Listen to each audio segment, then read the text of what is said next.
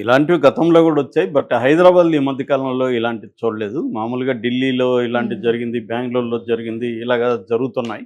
నిన్న గూడా మనం ఒకటి చెప్పుకున్నాం. అవును సార్. ప్రెగ్నెంట్ వుమెన్‌ని వాళ్ళ హస్బెండ్ ఎలా చేశాడనేది. ఇప్పుడు ఇది బయటకొచ్చింది. అయితే ఇంకా పోలీసులు దీని మీద విచారణ జరుపుతున్నారు ఇండిపెండెంట్‌గా.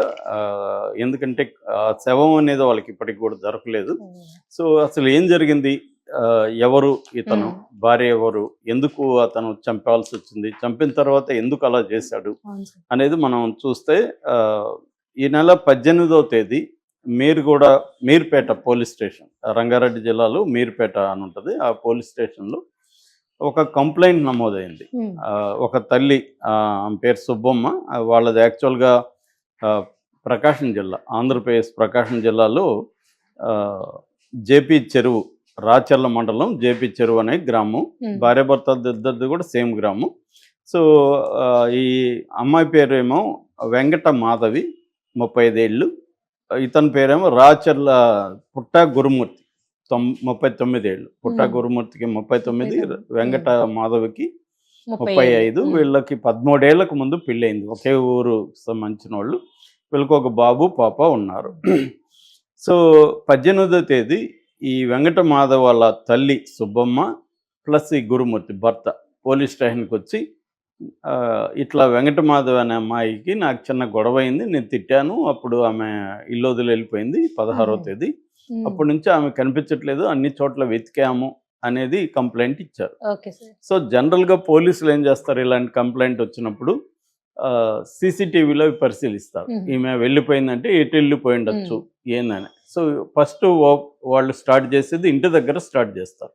సో, వీళ్ళ ఇంటి దగ్గర ఉన్న సీసీటీవీలని వాళ్ళు ఫుటేజ్ తీసుకొని పరిశీలించారు. హ్మ్. పరిశీలిస్తే ఆమె ఇతను చెప్పిన డేట్ 16 గదా! హ్మ్. 16 ఆమె ఎక్కడ బయటకొచ్చినట్టుగా కనబడల. ఓకే. కానీ 16-18 కంప్లెయింట్ ఇచ్చే వరకు ఫుటేజ్ చూస్తే హ్మ్. ఇతను అనేక సార్లు బయటికి ఇంట్లోకి ఓకే. తిరుగుతున్నాడు. ఓకే. హ్మ్. సో, ఇతన్ని కొద్దిగా ఫాలో అయ్యారు ఫుటేజ్‌తో. ఓకే. ఫుటేజ్‌తో ఫాలో అయితే ఇతను ఎక్కడికి వెళ్తున్నాడు, షాపులో ఏదో కొన్నాడు, హ్మ్. మళ్ళీ ఏదో వచ్చాడు, అలా తిరుగుతున్నాడు, మళ్ళీ ఒక బకెట్ తీసుకెళ్ళాడు. ఇవన్నీ వాళ్ళకి కొంత డౌట్ కలిగింది పోలీసులకి. ఓకే. వాళ్ళకి ఇలాంటివి చాలా చూస్తారు గదా! అవును సార్. అందువల్ల డౌటొచ్చింది. ఆ డౌటొచ్చి తల్లిని గూడా అడిగారు. "ఏమ్మా, వీళ్ళిద్దరి మధ్య గొడవలున్నాయంటే" హ్మ్. "అప్పుడప్పుడు గొడవలు అయితే ఉన్నాయి. నా కూతురు గూడా చెప్పేది" అని ఇతనికి అనుమానం భార్య మీద. హ్మ్. మొన్న రీసెంట్‌గా గూడా గొడవ పడినట్టుగా గూడా చెప్పారు. Okay sir. ఎందుకంటే వీళ్ళ పిల్లల్ని సంక్రాంతికి ఊర్లో దించారనమాట. హ్మ్. హ్మ్. ఇంకా తీసుకురాలేదు. వీళ్ళిద్దరే ఉంటున్నారు. హ్మ్. సో, ఇవన్నీ పోలీసులకి చెప్పారు. దాంతో పోలీసులకి ఇతని మీద అనుమానం వచ్చి, ఇతన్ని రకరకాలుగా ప్రశ్నించడం మొదలుపెట్టారు. ఇతను ఫస్ట్ పొంతనలేని సమాధానం చెప్పారు. దాని తర్వాత పోలీసులు మనకు తెలిసిందే గదా! కొడతారు. అవును సార్. అలాగా ఇతన్ని కొట్టినట్టుగా ఉన్నారు. దాంతో ఇతను నేనే చంపేశాను ఆహ్, హ్మ్. అని ఒక స్టోరీ చెప్పాడు. ఓహ్! ఆ స్టోరీ ఏం చెప్పాడంటే, ఇతను యాక్చువల్‌గా ఎక్స్ మిలిటరీ అనమాట. హుహు. మిలిటరీలో గతంలో పనిచేశాడు. దాని తర్వాత ఇప్పుడు డీఆర్‌డీఓలో, ఆహ్, కాంచన్‌బాగ్‌లో డీఆర్‌డీఓ ఆఫీస్‌లో కాంట్రాక్ట్ సెక్యూరిటీ గార్డ్‌గా హుహు. పనిచేస్తూ ఉన్నాడు. హ్మ్. సో, కాబట్టి ఇతనికి కొద్దిగా వయలెన్స్‌తో అలవాటు ఉందని మనం అనుకోవాలి. అవును మిలిటరీలో సార్. అక్కడ పనిచేశాడు మిలిటరీ కాబట్టి. కాబట్టి. హ్మ్. సో, ఇతను ఏం చేశాడంటే, ఆ రోజు 16వ తేదీ వీళ్ళిద్దరి మధ్య భార్యాభర్త మధ్య ఆర్గ్యుమెంట్ జరిగింది. ఎందుకంటే ఇతనికి ఆ అమ్మాయి మీద అనుమానం ఉంది. వేరే వాళ్ళతో అఫెయిర్‌లున్నాయని ఫోన్‌లలో చాటింగ్‌లు అవి చేస్తుంది.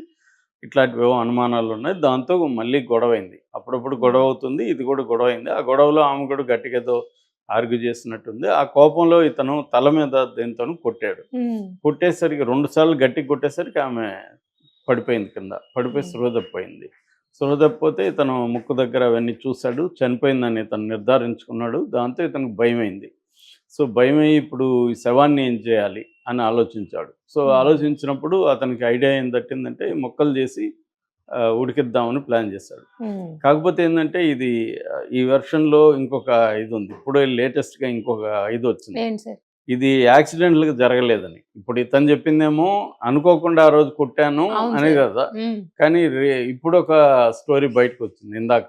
ఆ హ్మ్. స్టోరీ ఏందంటే ఆల్రెడీ ఒక కుక్కని చంపి ప్రాక్టీస్ కోసం కుక్కని చంపాడంట. ఓహ్! అంటే హుహు. ముందుగానే భార్యని చంపాలని ప్లాన్ ప్లాన్ చేసుకున్నాడు. ఓహ్! చేసుకున్నాడు. కానీ ఇతను అబద్ధం ఏం చెప్తున్నాడంటే అనుకోకుండా జరిగిపోయింది హ్మ్. సార్ అని పోలీసులకి చెప్పడానికి ట్రై చేశాడు. కానీ పోలీసులు అతని మాట ఫస్ట్ నమ్మి ఆ వెర్షన్ బయటకు పెట్టారు. కానీ ఇప్పుడు కొత్త వెర్షన్ ఏంటంటే ఇందాక వచ్చిన వెర్షను, ఇతను ముందుగానే భార్యను చంపాలని ఒక ప్లాన్ చేసుకుని ప్రాక్టీస్ కోసం కుక్కని చంపాడని. అంటే కుక్కని ఎలా కొడితే అది చనిపోతుంది అనేది ఒక ప్రాక్టీస్ చేసి అక్కడ కుక్కను పట్టుకొని చంపాడని ఊరు బయట. సో అది పోలీసుల దృష్టికి వచ్చింది. సో ఇది ఇంకా భయంకరంగా ఉంది. ఇది ఎప్పుడు నేను ఈ మధ్య కాలంలో ఇలాగ వినలేదు.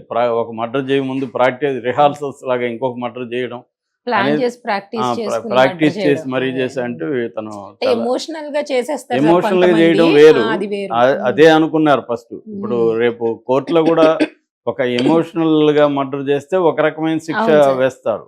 ఎందుకంటే చట్టం ఒకటి అయినప్పటికీ జడ్జెస్ ఏంటంటే ఆ కేసు పూర్వపరాలను పరిశీలించి చాలా ప్లాన్డ్ గా కురుకుడుగా అతి కిరాకంగా చంపుంటే ఒక రకమైన శిక్ష వేస్తారు.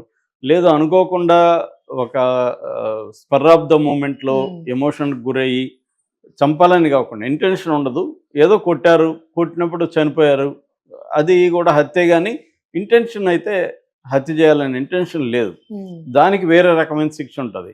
అందుకని ఇతను ఆ యాంగిల్లో పోలీసులకు చెప్పినట్టుగా అర్థమవుతుంది. కానీ పోలీసులు ఏంటంటే ఇతని స్టోరీని నమ్మకుండా ఇండిపెండెంట్గా కూడా ఎంక్వైరీ చేస్తారు. ఆ ఎంక్వైరీలో కొత్తగా తెలిసిందేమంటే ఇతను ఆమెను చంపడం కోసం ముందే ప్లాన్ చేసుకున్నాడు. అందుకోసం ప్రాక్టీస్ కోసం ఒక కుక్కని ఎక్కడో పట్టుకొని ఆ కుక్కని కొట్టి చంపి దాన్ని ప్రాక్టీస్లో అర్థం చేసుకున్నాడు ఎలా చంపాలి అని. అలాగా భార్యను కూడా ఇతను చంపాడని తెలుస్తుంది. చంపిన తర్వాత ఒక మటన్ కత్తి కొన్నాడు ఇతను. మటన్ కట్ చేసి కత్తి ఉంటుంది కదా, అది స్ట్రాంగ్గా ఉంటుంది, షార్ప్గా ఉంటుంది. దాన్ని కొని భార్య శవాన్ని ముక్కలుగా కట్ చేశాడు. అందులో ఎముకల్ని పక్కన పెట్టాడు, మాంసాన్ని ఉడకబెట్టాడు. ఈ మాంసాన్ని ముక్కలు పెట్టి బయటికి తీసుకొచ్చి ఆ తర్వాత మాంసాన్ని కూడా ఎండబెట్టాడని కూడా చెప్తున్నారు. ఈ బోన్స్ని మాత్రం సపరేట్గా కాల్చి బోన్స్ని పొడిగొట్టి అంటే ఇతని ఉద్దేశం ఏమంటే ఎటువంటి ఆనవాళ్ళు దొరకకూడదు, ఆనవాళ్ళు దొరకకపోతే శిక్ష పడడం కష్టం. ఇతను చంపాడు. చంపిన తర్వాత అంటే ఒక ఆర్గనైజ్డ్గా ప్లాన్డ్గా చేసినట్టుగా అర్థమవుతుంది.